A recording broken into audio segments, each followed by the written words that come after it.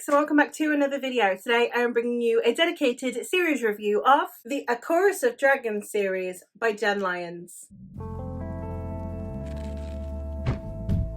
A Chorus of Dragons is an epic high fantasy series that consists of The Ruin of Kings, The Name of All Things, The Memory of Souls, The House of Always, and The Discord of Gods. In this series we are following Kieran, who is a bard's apprentice. He's grown up hearing stories about heroes and wants to become one himself. However, you have to be careful what you wish for, because Kieran ends up very much embroiled in the fate of the world. When nobility decided to claim that he is one of theirs, a long-lost heir, part of a very important family in this world, it turns out that Kieran is embroiled in prophecy. So when dragons and demons and royalty alike covet him for their own, he discovers that prophecy about Kieran isn't actually that he will save the world. It is that he is destined to destroy it. This is a story that expands so exponentially past there that synopsis feels so small. But this story is an absolute epic fantasy in every sense of the word. The first book, we have Kieran, who has been caught and is being interrogated. Now, upon being interrogated, we are getting multiple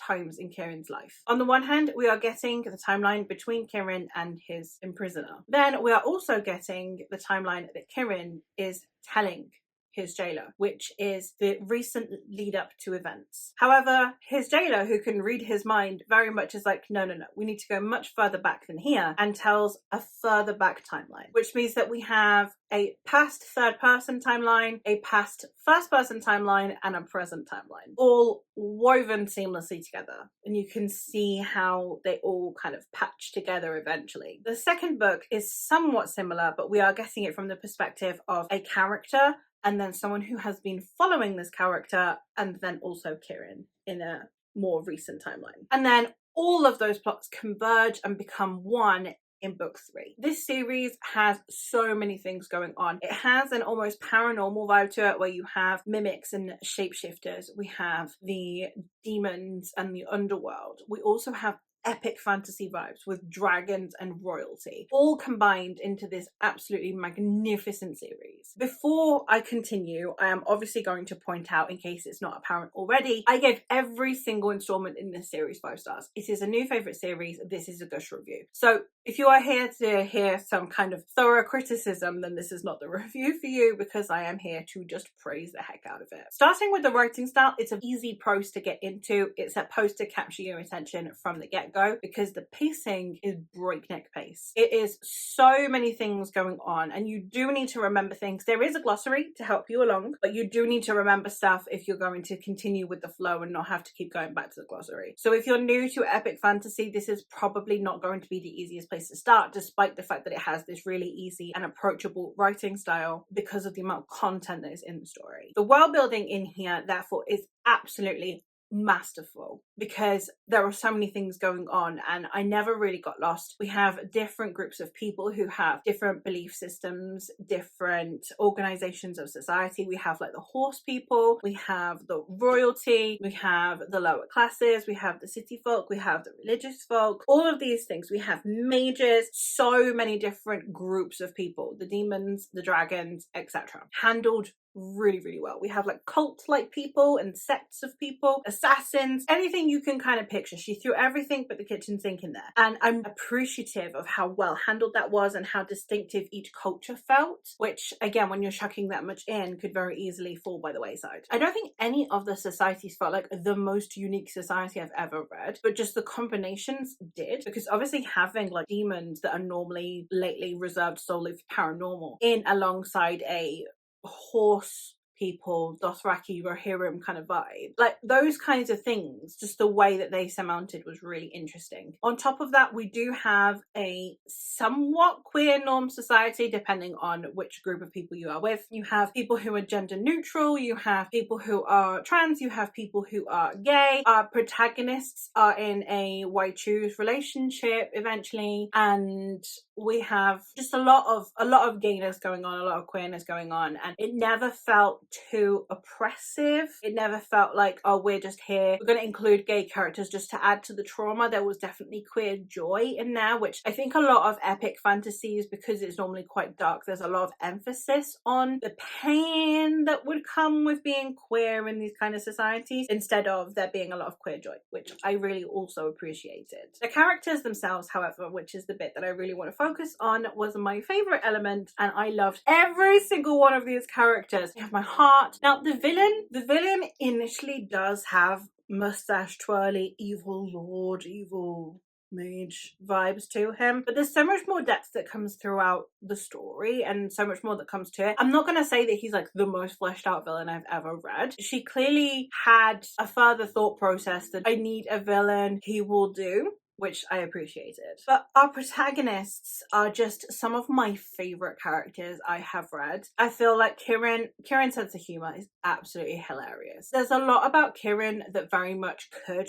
initially come across as him being almost like a Gary Stu, until you get further in, until you get to know him more, until you see his vulnerabilities, until he starts to have things to care for outside of himself. And I feel like his character growth is really impressive, because we see so many Mary Stu-like characters in literature that having that subverted in this way, I think, was done really, really well. Janelle is very much also the kind of character that I think could very easily just be pinpointed as a not like other girls girl, which I don't like that trope. It's not a trope that I enjoy at all. But again, she's a subversion of it, and I'm here for it. And you have so many characters that are incorporated in here, upon first encounters, seem like they fit into this just typical fantasy archetype. And it's how this author plays with that wiggle room, how this author decides what she wants to do with these characters, that makes this book so incredible, because you think you know them and then you actually get to know them. And I really love that, and I am here for it. The way that this story is told, the way we transition from POVs, the way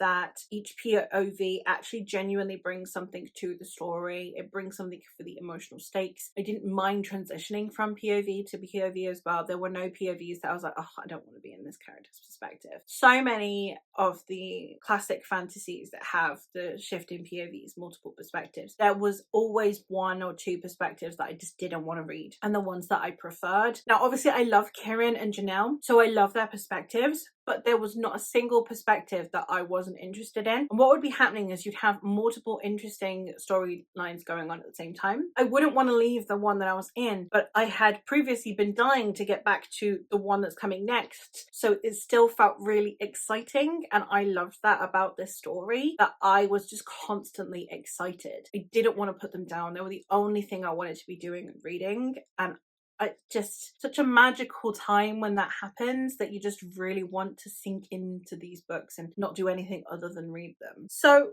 for the most part, I have no criticisms of this series. That's not to say that I don't understand why people wouldn't like them. I think if you want a more linear plot, then this would not be for you. If you don't want all of these overlapping things happening, there's a lot of just terminology that's chucked in there. So if you find that a bit overkill, I could understand. I think that if you're not willing to just dive in head first and just kind of go for it, then this also would not be it for you. If you're normally the ones that like a bit of setup and you like things to kind of go slowly, this is not going to be it for you either. I think if you want characters to feel much more archaic in your epic fantasy, if you want them to feel like people who lived in medieval times, again, don't think it's going to be for you. A lot of these characters do have a more modern vibe to them, and I don't mean that in the sense that they sound like contemporary characters, but obviously we have more modern values in here, like there being areas that are queer norm societies. We have a character who has this really cheeky sense of humor instead of a dry sense of humor that we'd normally associate with historical fiction. So if you are wanting it to have this more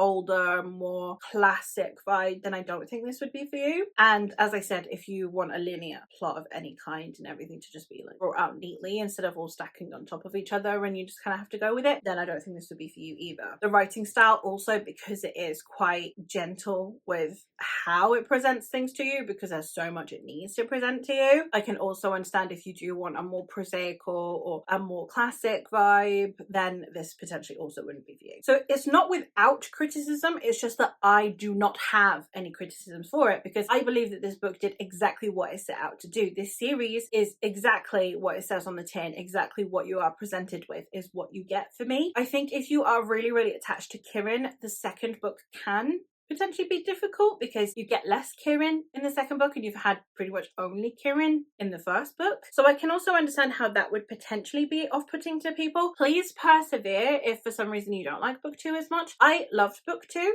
I really did, but I can understand that if you are just wanting more Kieran, you're going to be disappointed with book 2 because it's less Kieran. But it's worth it. Janelle really grew on me really quickly as well though, but if you have read all of book 2 and you're like, oh, I don't know if I want to continue after that one, he does come back more in book 3. It is more direct sequel. I find book 3 is a more direct sequel to book 1 than book 2 is. So do bear that in mind, but I love this series. I have no complaints. Every single book got 5 stars. I have no regrets, and I want to push this on more people. So if you are someone who wants an epic fantasy series pushing on them, this is your time to shine, because I need more people to read the series and I need more people to talk to about it. So that is all from me for today. So thank you ever so much for watching, and I hopefully will catch you in another one soon.